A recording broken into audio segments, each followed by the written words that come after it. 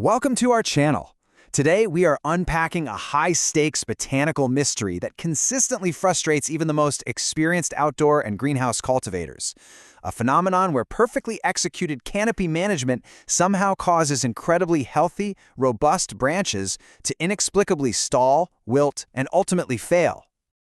Picture this visceral symptom happening in your own garden. You are standing in your greenhouse or out in the sun, and you meticulously snip a few competing branches to optimize airflow and light penetration, doing everything right. Yet, within mere days, the surrounding canopy inexplicably drops in yield and vigor, leaving you with a catastrophic crop failure on that specific sector of the plant, while the rest of the canopy seems totally fine. To understand exactly why this happens, we have to look past the visible leaves and dive deep into the microscopic biophysics of hydraulic water pressure. Specifically, we need to examine a passive biophysical mechanism known as the cohesion tension theory, which explains how transpiration at the leaf surface creates a completely unbroken column of water pulled from the taproot all the way upward, requiring zero direct metabolic energy from the plant itself.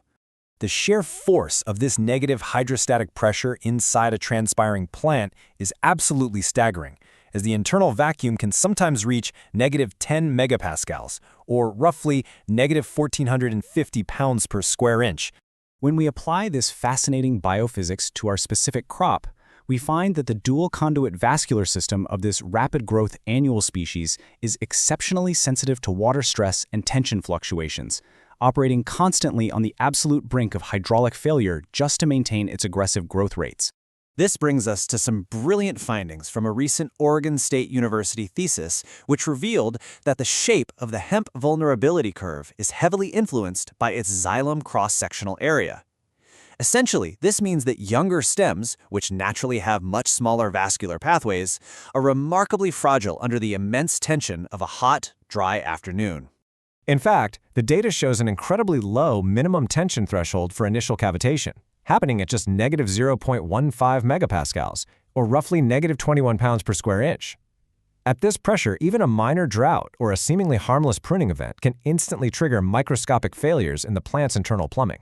Even more alarming is the catastrophic terminal threshold where 100% of hydraulic conductivity is completely lost, occurring at just negative 2.4 megapascals, or roughly negative 348 pounds per square inch, which scientists note as one of the lowest cavitation resistance limits ever documented in agricultural literature. So what actually happens when those ridiculously low thresholds are crossed? The plant suffers from xylem cavitation, which is the spontaneous formation of a gas or vapor bubble that violently ruptures the continuous water column and sets up a destructive cascade of air seeding through the microscopic pores of the pit membranes connecting adjacent conduits. This completely upends the pervasive bro-science myth that pruning only causes minor, localized tissue damage that the plant can easily heal. The severe biophysical reality is that cutting a branch on a hot day is exactly like explosively severing a high-tension vacuum line while the system is running at maximum capacity. A landmark Harvard forest study on cutting xylem under tension perfectly illustrates this intense danger, explaining exactly how opening a vessel while the plant is pulling a massive vacuum aggressively sucks air deep into the delicate plumbing, spreading damage far beyond the initial site of the cut. This explosive air seeding creates a locked-in embolism because the surrounding functional xylem is still under intense negative pressure, an environment that heavily favors the expansion of the gas bubble and makes natural repair almost impossible for a fast-growing annual that simply cannot afford to stop and rebuild its vascular network. Therefore, the pervasive myth that midday pruning during peak photosynthesis is somehow safe or even beneficial for your crop is officially busted. Please like and subscribe, it really helps our channel a lot. Now that we understand the catastrophic nature of these embolisms, we have to explore why a failure in just one cut branch ruins the entire surrounding section, which comes down to a brilliant concept called vascular sectoriality. This reveals that angiosperm dicots have highly segmented internal plumbing, meaning sap flow is strictly compartmentalized vertically in what botanists call integrated physiological units. This directly solves our opening mystery because when you cut a branch midday, you induce a massive embolism that races down the stem and totally blocks that specific integrated physiological unit. You are effectively starving that precise canopy section of water and nutrients while the rest of the plant functions normally, resulting in the baffling sectorial stalling you see in your garden.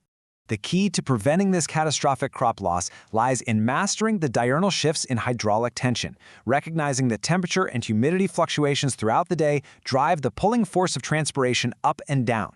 This daily cycle creates distinct windows of extreme danger and windows of absolute safety for canopy management. When you compare the extreme risk of daytime air seeding to the profound safety of the evening, a clear pattern emerges. Waiting until the sun dips and the stomata close allows the internal vacuum to relax, while the cooler temperatures give the plant the perfect low-tension environment to recover from any structural damage without aggressively pulling air into the vascular system. This gives us our exact science-backed protocol for canopy management, demanding that smart cultivators wait for late afternoon or evening when the internal tension is at its lowest. By following this rhythm, you ensure that when a cut is finally made, the risk of inducing a locked-in, crop-ruining embolism is entirely mitigated.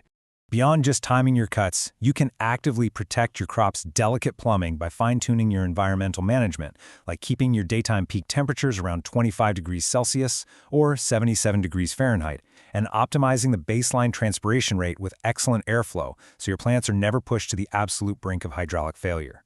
It really makes you wonder if your seemingly innocent midday pruning schedule has been the hidden biophysical cause of those frustrating yield drops all along.